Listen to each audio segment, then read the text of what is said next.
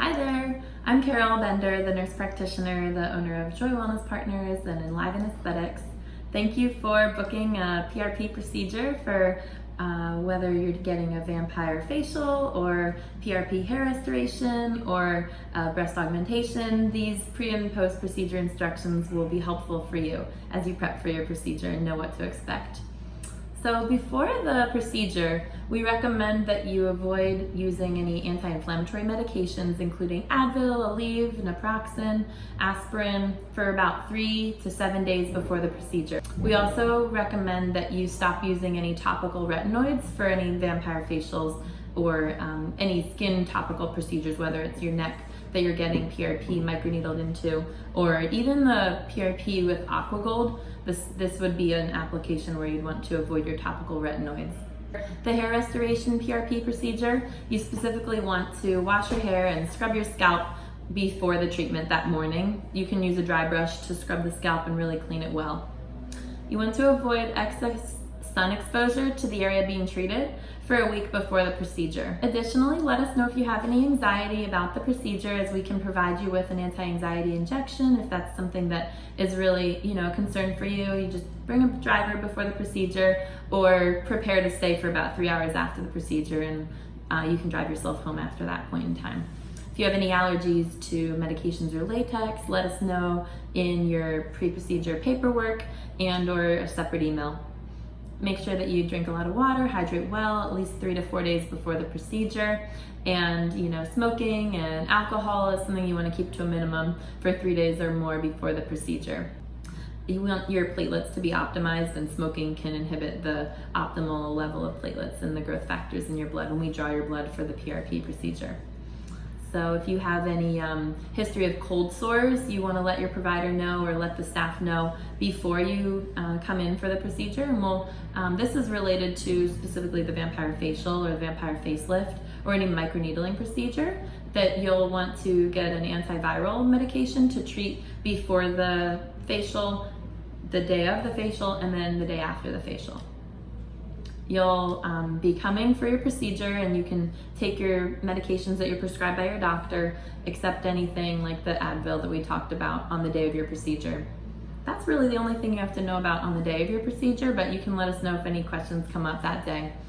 On the aftercare instructions, you'll be getting an aftercare instruction sheet specific to your procedure, but make sure that you avoid the sun for 24 hours if you're getting a vampire facial, and that would be after the procedure. You can use sunscreen after that 24 hours, or just wear a hat and bring sunglasses. Initial bleeding should resolve within the first 24 hours. You can begin to start using some of the moisturizing serums that the nurses will provide you after you get home, but you won't want to wash your face for the 24 hours after the procedure.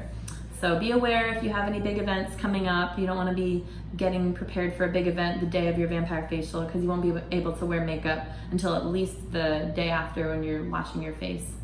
Minor peeling and flakiness can occur after a few days for the hair restoration, the breast augmentation, and for the vampire facial. Don't pick at this skin. We don't want to cause any permanent scarring.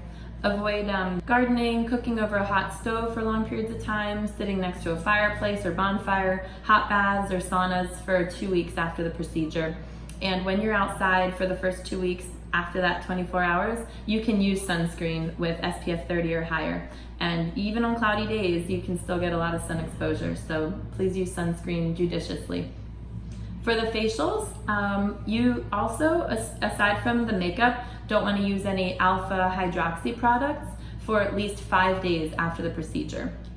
You can resume your home care regimen when skin is no longer peeling or flaking, and you can use the regenerative and hydrating products that you can be recommended by the nurses when you're getting your procedure. Some things like peptides, antioxidants, stem cell serums, vitamins A, C, and E can be really helpful for your face. And if you do want continuing skincare recommendations, we have the Skin RN, who can also provide you with extra guidance for the days or weeks following your facial procedure.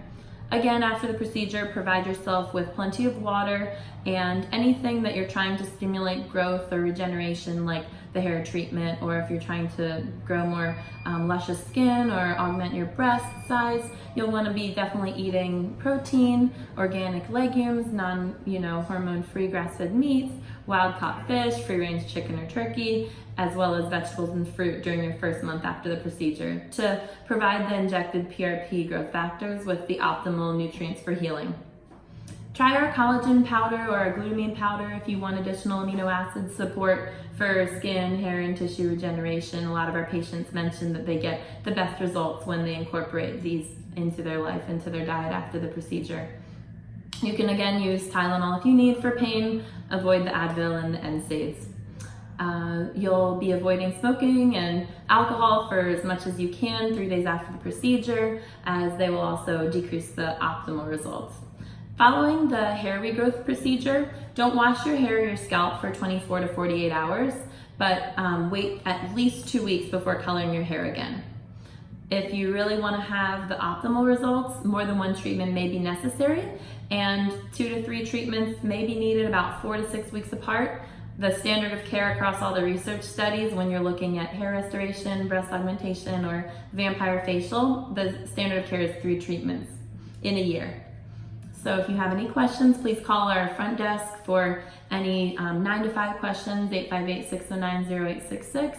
You can always leave a message there after hours, or if you have any emergencies, you can always go to the emergency room. But please let us know if there is any fever, temperature greater than 101, bleeding, signs of infection, redness or drainage, and any excessive pain not relieved with medication.